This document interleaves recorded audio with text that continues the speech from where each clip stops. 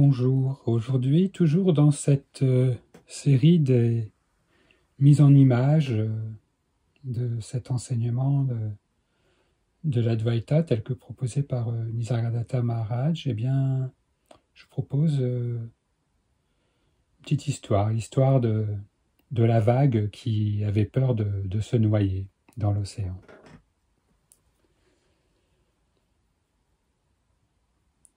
Nous allons commencer toujours par cette page blanche, cette immuable non-connaissance, non-conscience, cet avant-tout, para-Brahman, para-Atman, dans le référentiel qui nous est familier. Puis apparaît ce premier jaillissement, ce premier mouvement, cette première vibration. Certains l'appelleront Big Bang, d'autres Je suis, d'autres le son primordial, peu importe.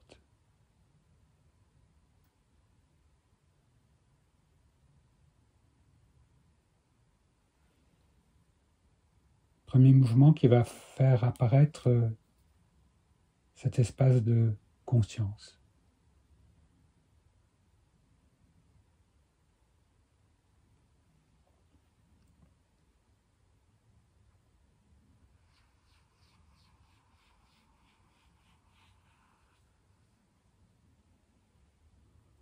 À la surface de cette conscience, on pourrait dire que l'on va symboliser là ici comme un océan, pour notre exemple.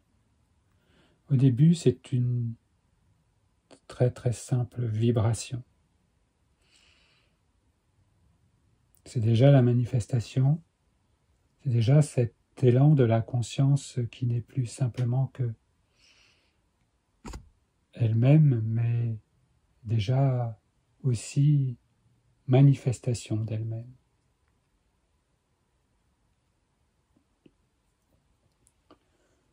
Par la différenciation, par la multiplicité de ce mouvement, se créent des êtres, on pourrait dire, des formes de plus en plus élaborées, que l'on va symboliser là toujours par des vagues.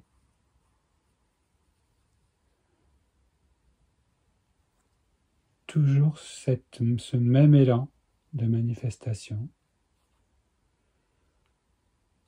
de la conscience, mais il n'y a pas de séparation.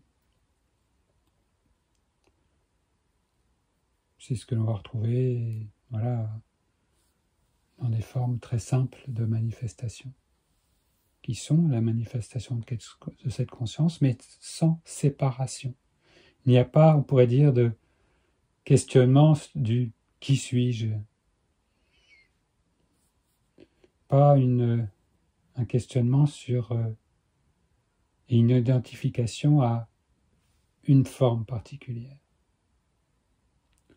Puis ce mouvement se poursuit et par son élaboration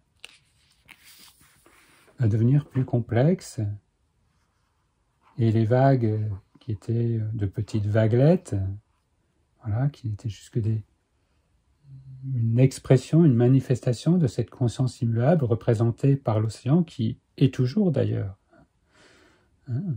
dans sa totalité ce qui est véritablement conscient. Eh bien, les vagues dans leur complexité vont en quelque sorte s'enrouler sur elles-mêmes. Vous avez tous vu ça, je suis désolé pour le dessin d'une vague, mais voilà, c'est ce que je peux faire. Eh bien, la conscience va devenir consciente d'elle-même dans cette sorte de spirale sur elle-même.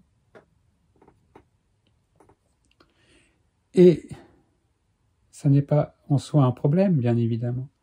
Mais ce qui se passe, c'est que cette fascination, on pourrait dire, de conscience qui devient consciente d'elle-même, va créer comme toujours une sorte d'oubli de sa nature première, de sa totalité, pour créer ce que l'on appelle une forme d'identification à une forme particulière, à un événement particulier et à une somme d'informations particulières qui vont là quand même toujours, évidemment, générer ce sentiment d'être. Je suis, pas simplement, mais je suis cela, je suis ceci, en particulier.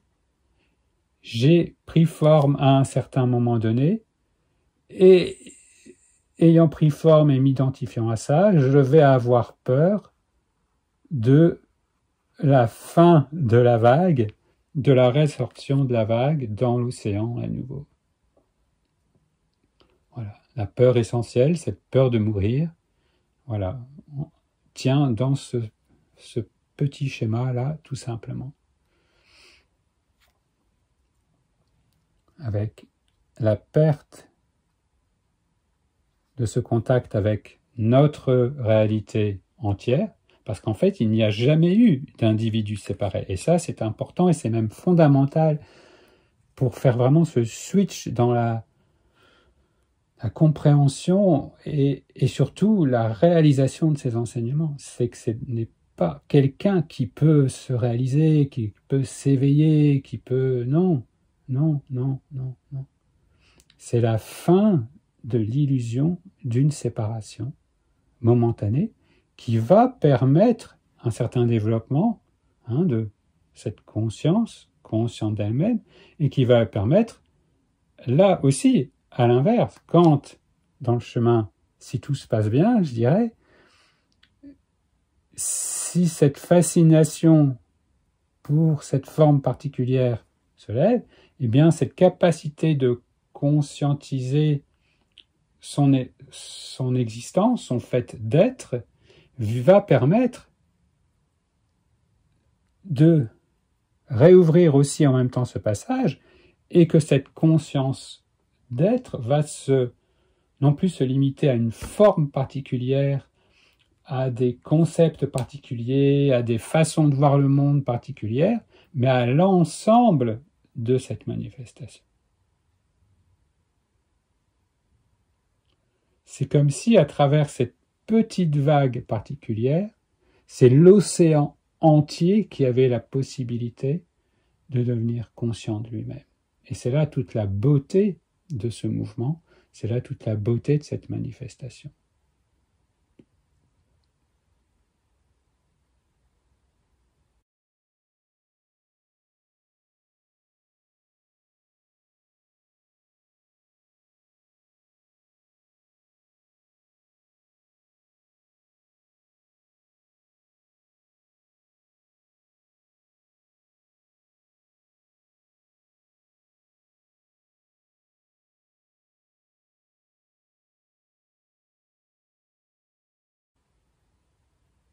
Et Nisargadatta nous invite ensuite à aller encore plus loin, bien sûr, et à revenir à aussi, à voir le jeu simple de on pourrait dire, de ce miroir animé, qui nous permet de prendre toute forme, à la fois de s'oublier et de se retrouver, qu'est la conscience, ce miroir de l'océan.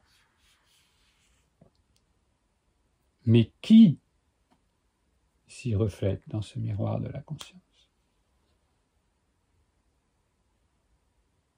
Qui est avant cette manifestation d'espace, de temps?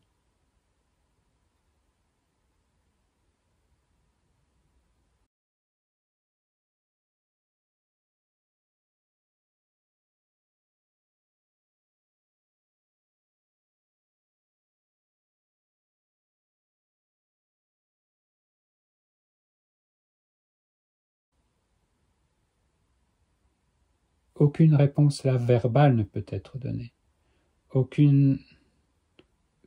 Même le plus subtil enseignement ne peut qu'y pointer, donner la direction. La réponse est ici en même temps et extrêmement simple. Ce qui est ici en train de donner, on pourrait dire, d'être à l'origine de tout ce qui peut être dit, de tout ce qui peut être entendu, de ce qui n'a jamais pris la moindre forme, de ce qui n'est jamais à un moment donné apparu, ne s'est jamais déployé, ne s'est jamais résorbé, de ce qui est vraiment cet avant tout. Voilà. Et cela nous fait revenir à cet avant tout, de voir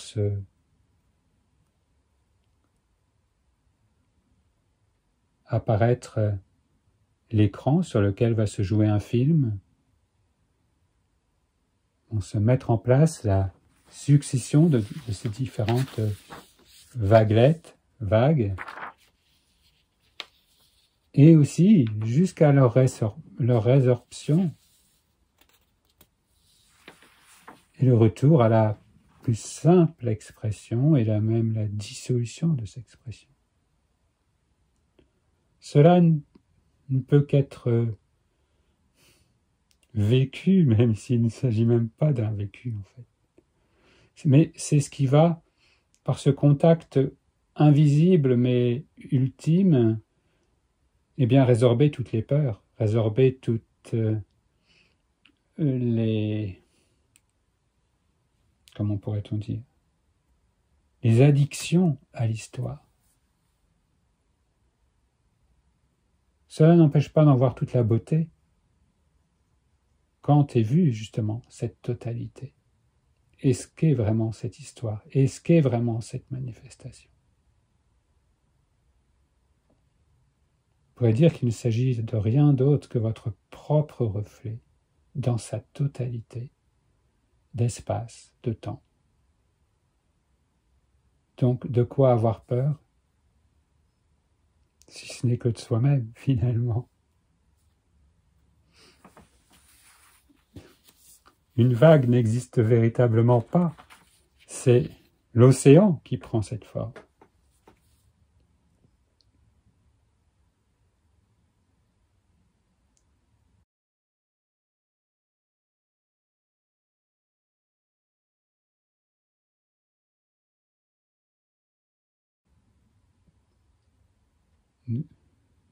En tant que conscient, avoir cette impression d'être une vague, c'est-à-dire d'être un individu qui se prendrait pour quelqu'un de séparé,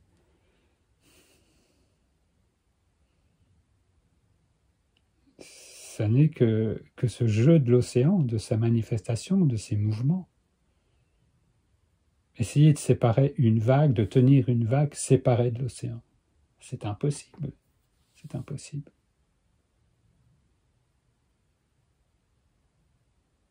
Ici, voilà, on se réfère à cet océan comme une métaphore de la conscience. Eh bien, voilà, on n'y trouvera que conscience partout, partout, partout, partout.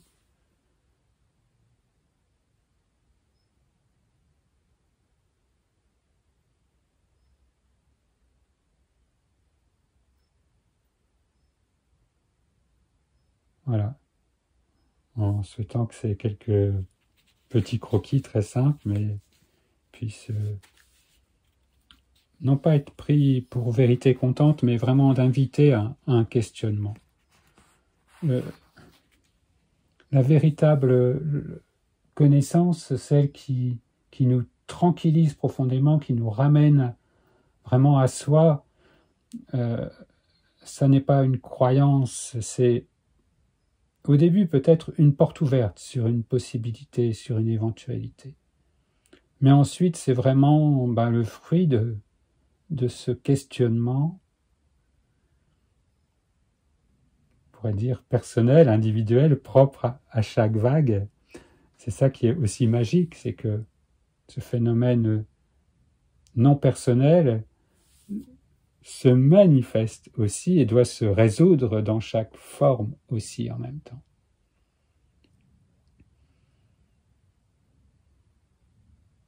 Et c'est vraiment ce questionnement, et jusqu'à ce questionnement où je dirais que la réponse ultime n'est plus une réponse verbale, mentale, et bien évidemment, mais une évidence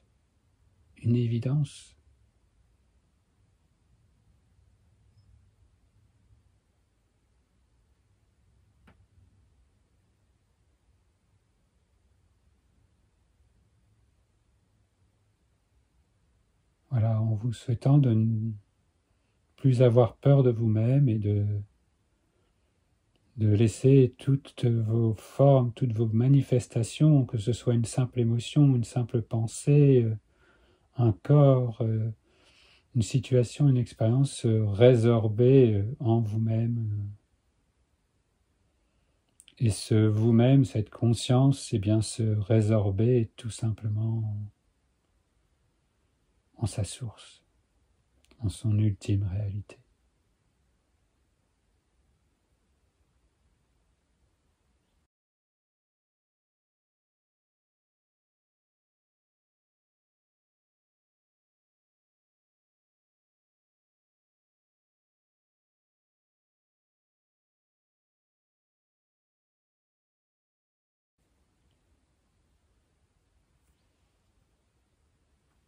En vous souhaitant le meilleur, c'est-à-dire véritablement cette reconnaissance de soi.